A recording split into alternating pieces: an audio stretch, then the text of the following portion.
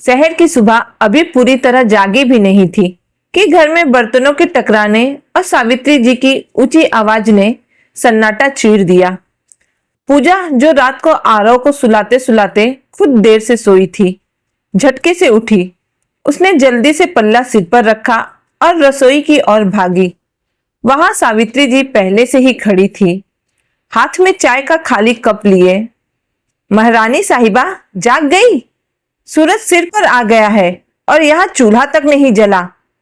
मेरे बेटे को दफ्तर जाना है, आरव को स्कूल, पर बहू को तो बस अपनी नींद ही प्यारी है।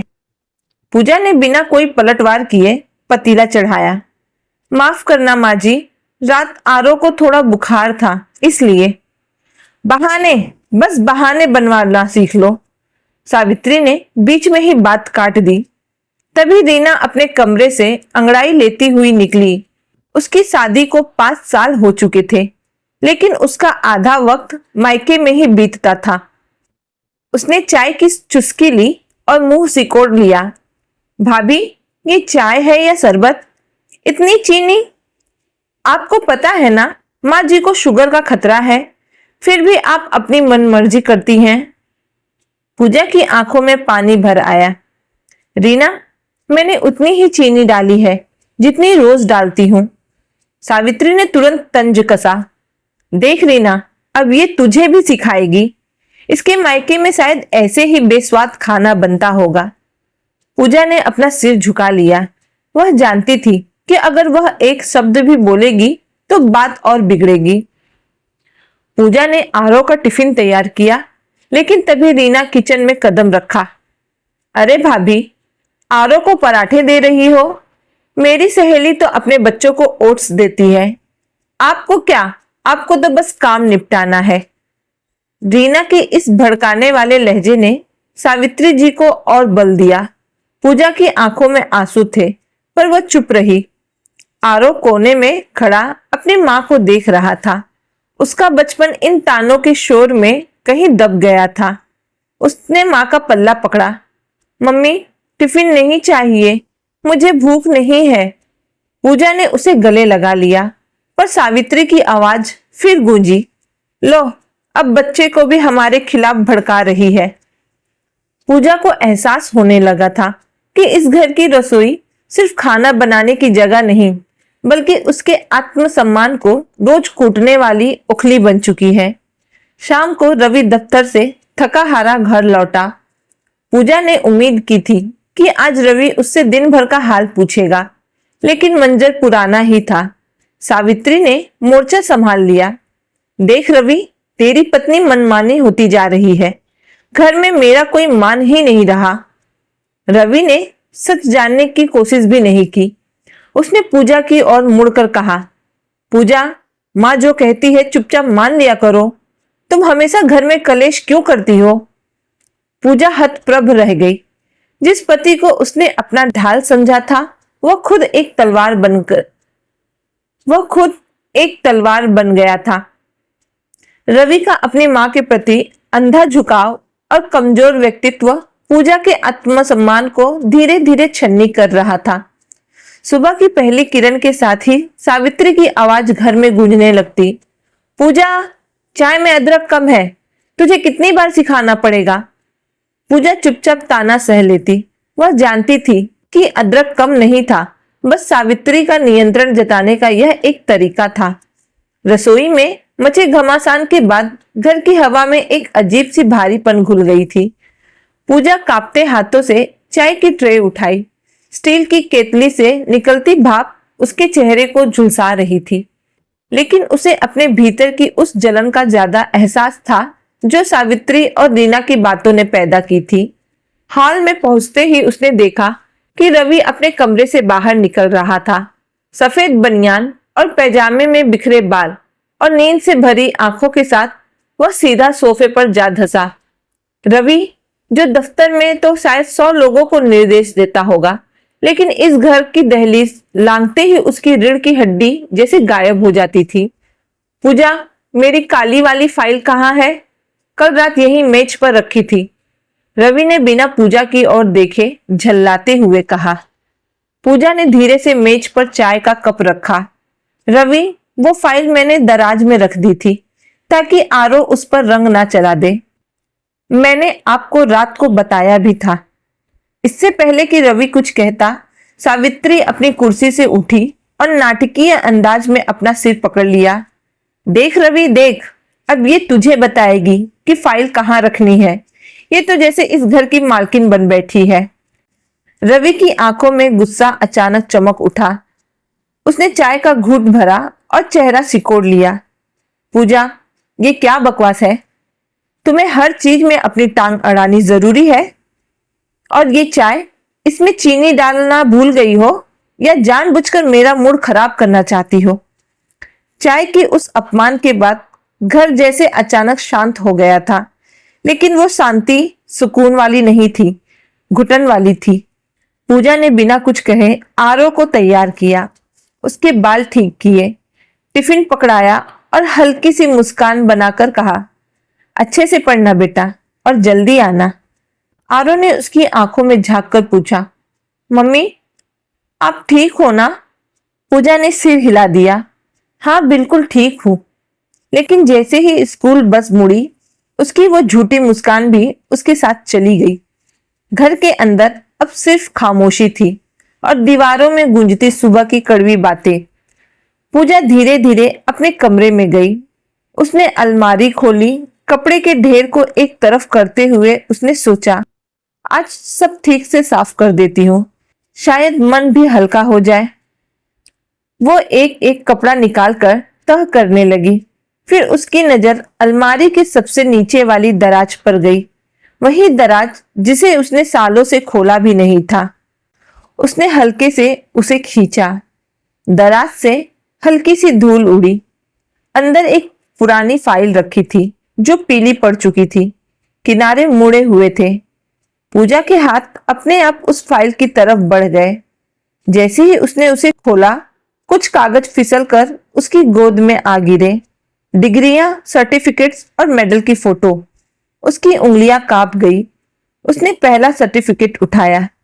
उस पर नाम था बड़े बड़े अक्षरों में और नीचे लिखा था, गोल्ड मेडलिस्ट पूजा शर्मा। उसकी आंखें वहीं ठहर गई। अचानक जैसे वक्त पीछे मुड़ गया। उसने अपने पिताजी को याद किया, धूप पसीना बहाते हुए, ओवर टाइम करते हुए, सिर्फ इसलिए कि उसकी बेटी पढ़ सके। उसे वो दिन याद आया जब स्टेज पर उसका नाम पुकारा गया था, पूजा शर्मा गोल्ड मेडलिस्ट। पूरे हॉल में तालियां गूंज रही थी और सामने बैठे उसके पिताजी की आंखों में आंसू थे, गर्व के आंसू। पूजा के होठ हल्के से कांपे।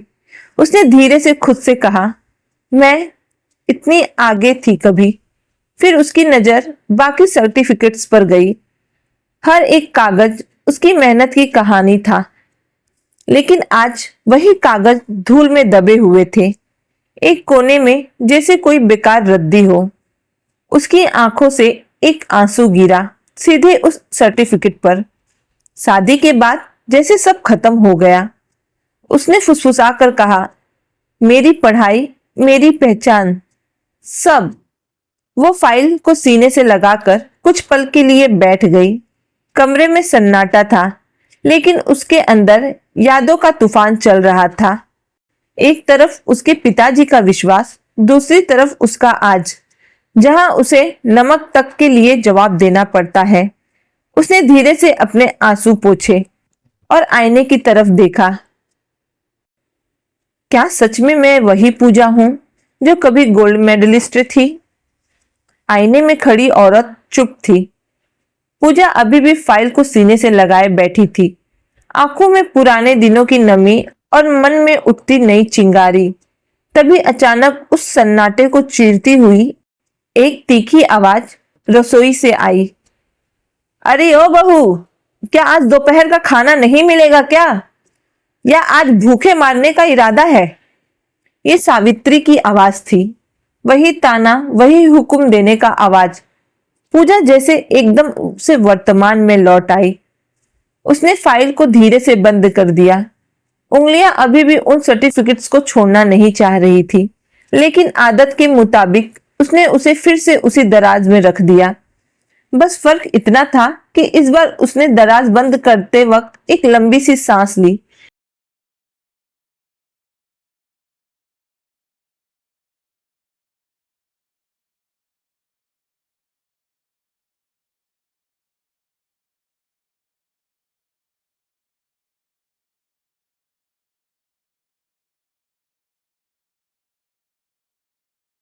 जैसे कुछ अंदर दबा नहीं बल्कि जाग गया हो। वो उठी और धीरे से रसोई की तरफ बढ़ी। रसोई में सावित्री हाथ बांधे खड़ी थी। इतनी देर से आवाज दे रही हूं, सुनाई नहीं देता क्या? पूजा ने शांत स्वर में कहा। आ रही हूं माँ जी, अभी बनाती हूँ खाना। अभी बनाती हूँ, अभी बनाती हूँ। सावित्री ने उसकी नकल उतारी। घर चलाना है कि मन मर्जी करनी है? तभी रीना भी आ गई, बाल झटकते हुए। माँ, मैंने तो कहा था भाभी अब पहले जैसी नहीं रही। सावित्री की आंखों में एक पल के लिए हल्की सी बेचैनी चमकी, जिसे वो छुपाना चाह रही थी। असल में उसे डर लगने लगा था इस बात का, कहीं उसका ये सालों से बना हुआ कंट्रोल कहीं उसके हाथ से फिसल ना जाए। इस घर में उसकी इजाजत के बिना कुछ भी नहीं होता था। नमक से लेकर रिश्तों तक हर चीज पर उसका हक था, और सबसे बड़ा हक उसके बेटे रवि पर। वह हमेशा चाहती थी कि रवि उसी के इशारों पर चले, उसकी सुने, उसी की माने, ताकि बहू की कोई जगह ही ना बने। वो जरूरत से ज्यादा रवि का ख्याल रखती थी। बेटा, खाना खा लिया? बेटा थक गया होगा, बैठ जा। बेटा तेरी शर्ट में प्रेस कर दूं? और फिर उसी प्यार में धीरे धीरे जहर घोल देती थी। अक्सर कहती, रवि तू जानता है ना कैसे कैसे दिन देखे हैं मैंने। रवि चुपचाप सुनता रहता। तेरे पापा के जाने के बाद मैंने अकेले तुझे पाला है, लोगों के ताने सुने, भूखे पेट काटे हैं। उसकी आवाज भर्रा जाती, आंखों में आंसू आ जाते। तुझे पढ़ाया लिखाया, इस लायक बनाया। फिर वो रुकती और धीरे से कहती, आज तू ही तो मेरा सहारा है बेटा। रवि का दिल पिघल जाता। माँ, ऐसा मत कहो। और फिर वही आखिरी बार, बस एक बात याद रखना, माँ का कर्ज कभी उतरता नहीं। ये दूध का कर्ज है। सिर्फ शब्द नहीं था, एक ऐसा एहसास था जिसमें सावित्री ने अपने बेटे को पूरी तरह बांध रखा था। रवि हर बार खुद से कहता, माँ भगवान होती है, उनका दिल नहीं दुखाना चाहिए। और इसी सोच में वो ये भूल जाता कि उसकी पत्नी भी एक इंसान है। रसोई में खड़ी पूजा ये सब सुनती रहती थी, हर रोज हर बार। लेकिन आज कुछ अलग था। आज जब उसने आटा गूंथने के लिए हाथ बढ़ाया तो उसकी उंगलियां थोड़ी देर के लिए रुक गई। उसे फिर से अपने सर्टिफिकेट्स याद आए, अपने पिताजी, अपनी पहचान। और फिर उसने धीमे से खुद से कहा, कब तक? उसकी आवाज बहुत हल्की थी, लेकिन उसके अंदर उठ रही बात बहुत गहरी थी। घर की कलह अचानक पैदा नहीं हुई थी। इसकी जड़ें उस दिन गहरी हो गई थी जब 2 साल पहले एक पारिवारिक समारोह में रीना के पति आकाश ने सबके सामने पूजा की प्रशंसा कर दी थी। आकाश एक सुलझा हुआ व्यक्ति था, लेकिन वह रीना के चिड़चिड़े और झगड़ालू स्वभाव से परेशान रहता था। उस दिन खाने के मेज पर आकाश ने कहा था, रीना कुछ तो अपनी भाभी से सीखो। देखो, पूजा भाभी गोल्ड मेडलिस्ट है, इतनी पढ़ी लिखी है, फिर भी कितनी सादगी से पूरे घर को संभालती है। ना कभी ऊंचा बोलती है, ना किसी का अपमान करती है। और एक तुम हो जो बात बात पर घर सिर पर उठा लेती हो। बस वही पल था जब रीना के मन में पूजा के लिए जहर भर गया।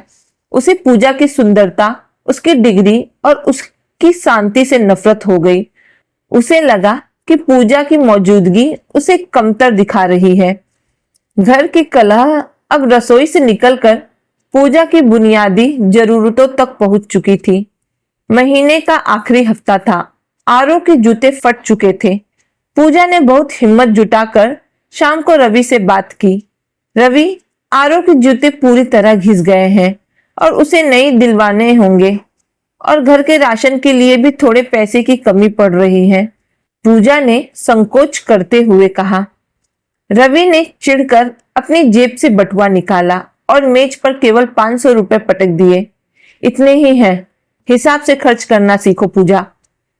पूजा ने उन 500 रुपयों को देखा। उसकी आंखों में शर्मिंदगी की लहर दौड़ गई। अगले कुछ दिन पूजा के लिए बहुत भारी थे। उसने आरव को पुराने जूतों में ही स्कूल भेजा, लेकिन जब महीने का अंत आया तो सावित्री और रवि हिसाब लेने बैठ गए। सावित्री ने हाथ में एक छोटी सी डायरी पकड़ी हुई थी। हाँ बहू, बताओ, वो जो 500 रुपए रवि ने दिए थे और पिछला जो पैसा था उसका क्या हुआ? एक एक रुपए का हिसाब दो। पूजा ने कांपते हाथों से लिस्ट दिखाई।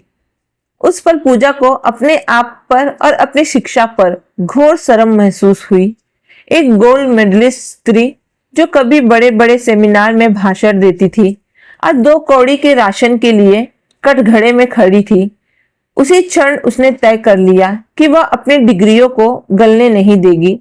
रात को उसने रवि से कहा, रवि, मुझे आपसे पैसे मांगना अच्छा नहीं लगता। मैं घर पर ही शाम को बच्चों को ट्यूशन पढ़ाना शुरू करना चाहती हूँ।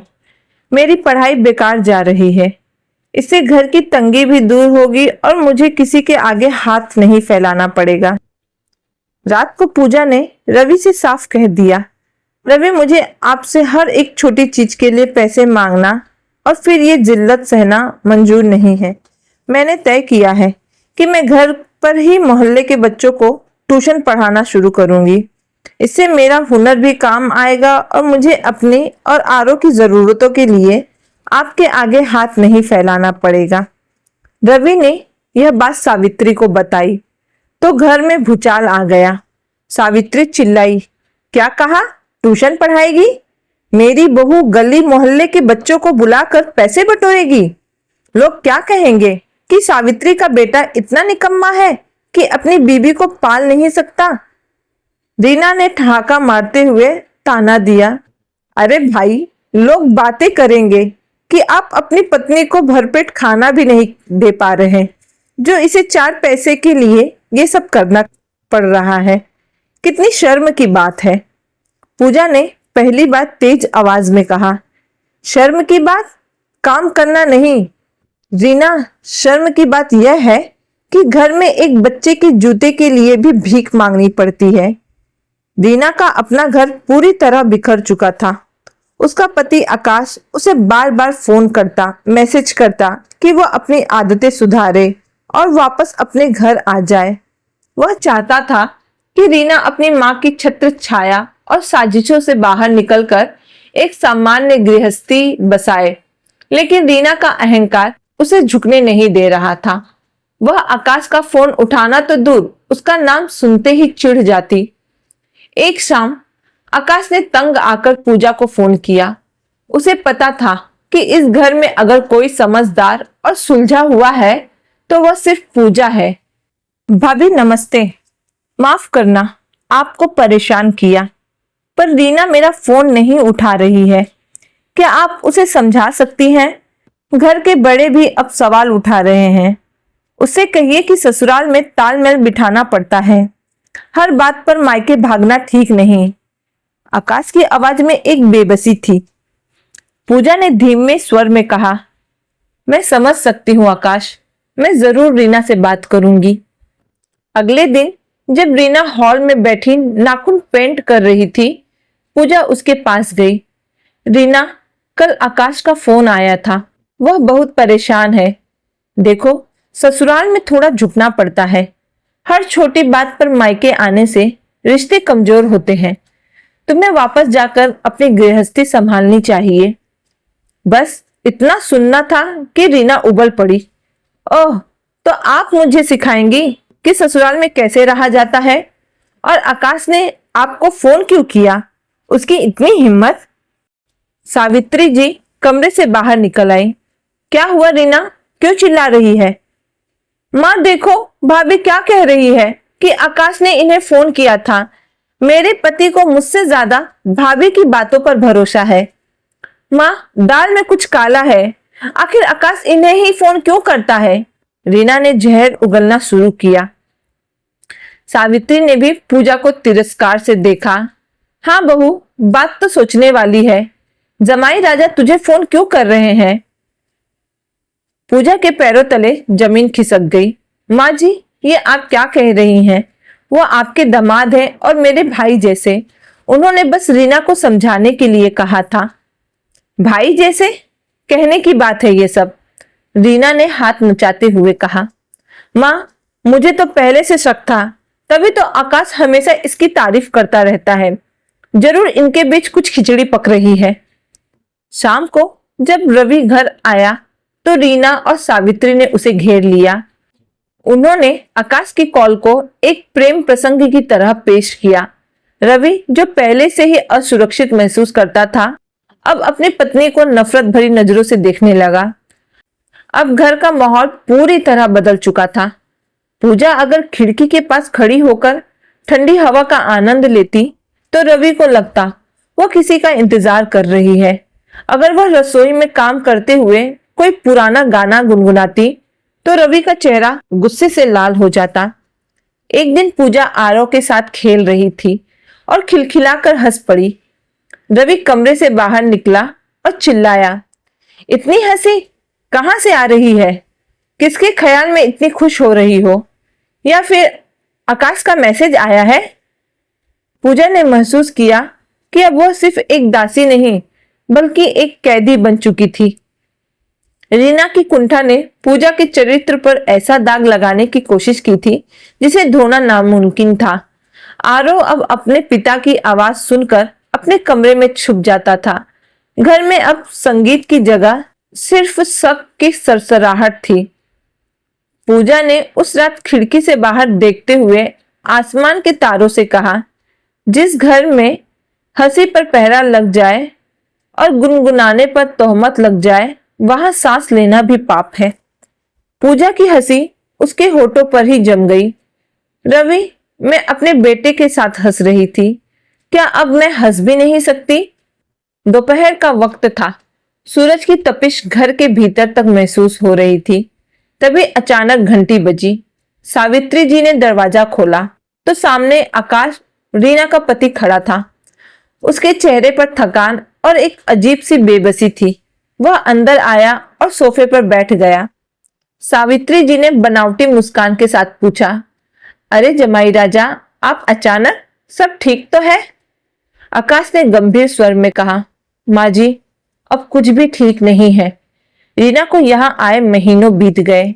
मोहल्ले वाले, रिश्तेदार सब मुझसे सवाल पूछते हैं। अब मुझे जवाब देने में शर्मिंदगी महसूस होती है। मैं उसे लेने आया हूँ। अगर वह अब भी वापस नहीं चलना चाहती तो साफ कह दे। अगर उसे मैं और मेरा घर पसंद नहीं है तो फिर हम इस रिश्ते को यहीं खत्म करते हैं। मैं उसे तलाक दे दूंगा ताकि हम दोनों अपनी अपनी जिंदगी में आगे बढ़ सके।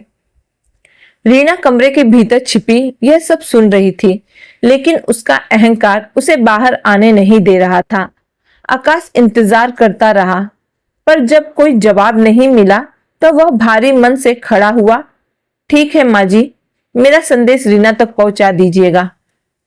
आकाश जैसे ही मुख्य दरवाजे से बाहर निकला, सामने से रवि दफ्तर से लौट रहा था।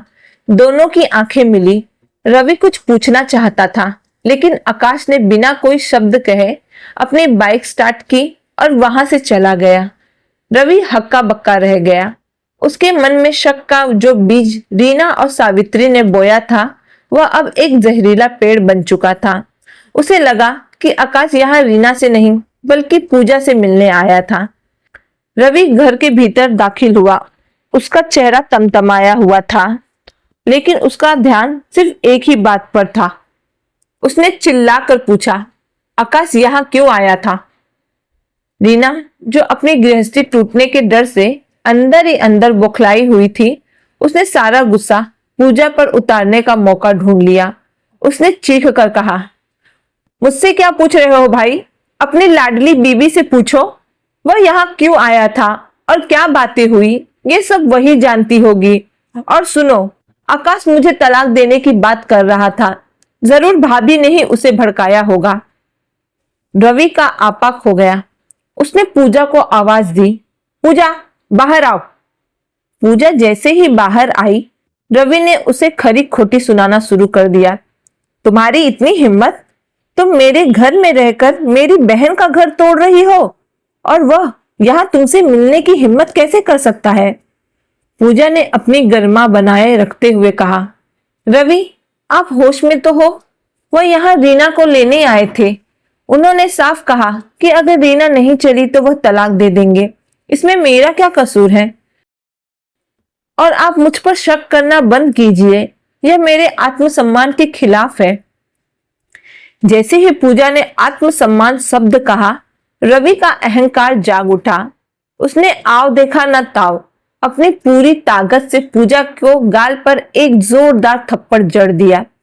थप्पड़ इतना तेज था कि पूजा का सिर घूम गया और वह दीवार से जाकर टकराई। कमरे के कोने में खड़ा आरव जोर से चीख पड़ा। उस क्षण के लिए सावित्री और रीना भी सन्न रह गईं। उन्होंने सोचा नहीं था कि रवि इतना हिंसक हो जाएगा। दोनों ने एक दूसरे की ओर देखा और सहम गई। पूरे घर में सन्नाटा छा गया, जिसमें सिर्फ पूजा की तेज सांसें और आरव के सिसकने की आवाज थी।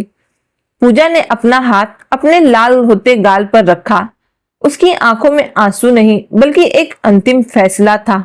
वह चुपचाप उठी और अपने कमरे में चली गई। उस रात पूजा के कमरे में अंधेरा था, पर उसके भीतर एक ज्वाला जल रही थी। 8 साल का आरव अपनी माँ के पास आया। उसका चेहरा डर से पीला पड़ चुका था। उसने पूजा का हाथ पकड़ा और रोते हुए कहा, मम्मी बस करो, अब हम यहाँ नहीं रहेंगे।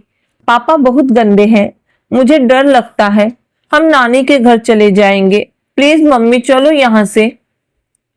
बेटे की उन मासूम आंखों ने पूजा की रही सही हिचक भी खत्म कर दी। उसने अपनी अलमारी खोली, उनसे वो सारी डिग्रियां निकाली जिन्हें रवि ने तुच्छ समझा था। उसने अपने कपड़े और आरव की जरूरत का सामान एक बैग में पैक किया।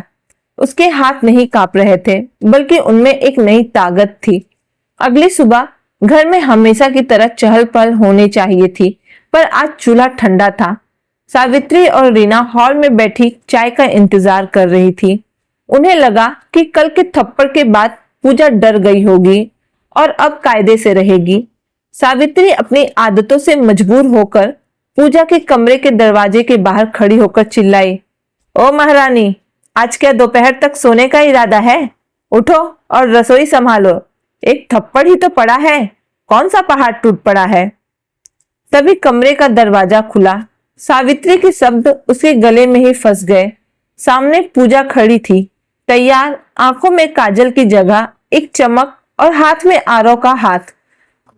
उसके दूसरे हाथ में एक बड़ा बैग था। पूजा ने सावित्री की ओर देखा और शांत स्वर में कहा, पहाड़ तो कल ही टूट गया था माँ जी, जब आपके बेटे ने एक औरत और एक माँ की गरिमा को कुचला था। अब इस घर में ना पूजा बचेगी ना उसकी सेवा। रवि भी सोफे पर बैठा यह सब देख रहा था। वह हक्का बक्का था। पूजा, ये क्या पागलपन है? कहाँ जा रही हो? पूजा ने बिना रुके दरवाजे की ओर कदम बढ़ाए, वहां जहां मेरा और मेरे बेटे का अस्तित्व सुरक्षित हो। सावित्री हाथ नचाते हुए चिल्लाई, अरे जाने दो रवि, इसे लगता है कि बाहर सड़कों पर हलवा बट रहा है। 2 दिन मायके में रहेगी, जब बाप पर बोझ बनेगी और सूखी रोटियां तोड़ेगी तो नाक रगड़ती हुई इसी चौखट पर वापस आएगी। रवि ने सोफे से उठकर कड़क आवाज में पूजा को चेतावनी दी, पूजा, एक बार सोच लो, अगर आज तुमने इस घर की दहलीज लांघी तो याद रखना, इस घर के दरवाजे तुम्हारे लिए हमेशा के लिए बंद हो जाएंगे। दोबारा लौटकर मत आना, वरना धक्के मार कर बाहर निकालूंगा। पूजा रुकी। उसने पलटकर रवि की आंखों में देखा। उन आंखों में अब डर नहीं बल्कि एक ठंडी नफरत थी। रवि, तुम दरवाजे बंद करने की बात कर रहे हो? मैंने तो अपने मन के सारे किवाड़ कल ही बंद कर लिए थे, जब तुमने मुझ पर हाथ उठाया था। लौटकर वो आते हैं जिनके पास खोने को कुछ बचा हो। मेरे पास मेरा बेटा है और मेरा हुनर। अब इस घर में पूजा की रूह भी कदम नहीं रखेगी। पूजा ने आरव का हाथ मजबूती से थामा और बिना पीछे मुड़े घर से बाहर निकल गई। पीछे से रीना की खिलखिलाहट सुनाई दी। जाओ भाभी, देखते हैं कितने दिन आपकी ये डिग्रियां आपका पेट भरती हैं। पूजा के लिए शुरुआत आसान नहीं थी। वो कुछ दिन अपने मायके में रही, जहां उसने अपने फटे हुए हौसले और डिग्रियों को फिर से समेटा। उसने एक छोटे से प्राइवेट स्कूल में पढ़ाना शुरू किया और साथ ही सरकारी प्रतियोगी परीक्षाओं की तैयारी में दिन रात एक कर दिया। वह रात को आरव को सुलाने के बाद मोमबत्ती की रोशनी में पड़ती थी। उसकी मेहनत धीरे धीरे रंग लाई और 2 साल के भीतर ही पूजा का चयन एक प्रतिष्ठित सरकारी कॉलेज में प्रोफेसर के पद पर हो गया। अब पूजा का अपना एक छोटा लेकिन सुंदर सा घर था। आरव शहर के सबसे अच्छे स्कूल में पढ़ रहा था। पूजा की तरक्की और उसकी चमक अब मोहल्ले भर में चर्चा का विषय थी। जो लोग उसे बिचारी कहते थे, अब उसे मिसाल मानते थे। दूसरी तरफ सावित्री के घर से जैसे लक्ष्मी और बरकत विदा ले चुकी थी। रीना का तलाक हो गया था। आकाश ने दूसरी शादी कर ली और अपनी खुशहाल गृहस्थी बसा ली। अब रीना हमेशा के लिए मायके का बोझ बन गई थी। जिस रीना ने पूजा को ताने दिए थे, अब वही रीना अपनी माँ सावित्री से बात बात पर लड़ती थी। घर में अब कोई पूजा नहीं थी जो चुपचाप कड़वे घुट पीकर सबकी सेवा करे। अब रसोई में बर्तनों के टकराने की आवाजें कलेश का प्रतीक बन गई थी। घर की दीवारें सीलन और गंदगी से भर गई थी, क्योंकि काम करने वाली बहू अब एक सफल प्रोफेसर बन चुकी थी। रवि अब अक्सर चुपचाप शराब के नशे में डूबा रहता। उसे दफ्तर में प्रमोशन नहीं मिली और घर की अशांति ने उसे मानसिक रूप से तोड़ दिया था। एक दिन रवि ने हिम्मत जुटाकर पूजा को फोन किया। पूजा, मैं अपनी गलतियों पर शर्मिंदा हूँ। आरव की याद आती है। क्या हम फिर से शुरुआत कर सकते हैं? पूजा ने फोन की दूसरी तरफ से बड़ी शालीनता से जवाब दिया। रवि, तुमने कहा था कि दहलीज लांघी तो वापस मत आना। मैंने तुम्हारी बात मान ली। अब मेरी जिंदगी में नफरत की कोई जगह नहीं है और ना ही तुम्हारी। मैंने तुम्हें माफ कर दिया है, लेकिन तुम्हें फिर से अपनाने की गलती मैं दोबारा नहीं करूंगी। आरव अब एक ऐसे माहौल में बड़ा हो रहा है जहां वह औरतों का सम्मान करना सीख रहा है, और मैं उसे दोबारा उस नर्क की परछाई में भी नहीं आने दूंगी। पूजा ने फोन काट दिया। रवि के हाथ में सिर्फ खामोशी बची। सावित्री और रीना आज भी उसी घर में एक दूसरे को कोसती रहती हैं, लेकिन उस घर की खुशियां, बरकत और सुकून पूजा के कदमों के साथ उसी दिन चले गए थे जिस दिन उसने अपने आत्मसम्मान को चुना था। पूजा ने साबित कर दिया कि एक औरत अगर ठान ले तो वह न केवल अपनी तकदीर बदल सकती है, बल्कि समाज के लिए एक ऐसी रोशनी बन सकती है जिसे कोई बुझा नहीं सकता।